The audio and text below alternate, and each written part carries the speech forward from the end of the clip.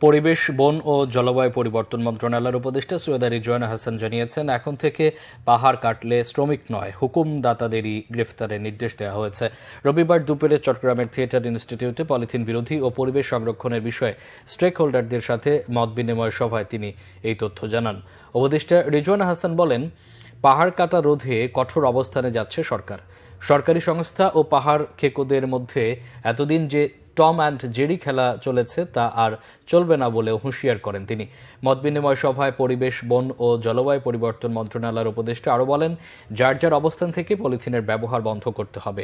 ঢাকার কামরাঙ্গীরচরের মতো সারা দেশে গড়ে ওঠা পলিথিন উৎপাদন কারখানাগুলো বন্ধ করে দেওয়া হবে। এছাড়াও সরকারি বিভিন্ন দপ্তরের পাশাপাশি সর্বস্তরে একবার ব্যবহার্য প্লাস্টিক সামগ্রী ব্যবহার বন্ধের আহ্বানও জানান পরিবেশ উপদেষ্টা।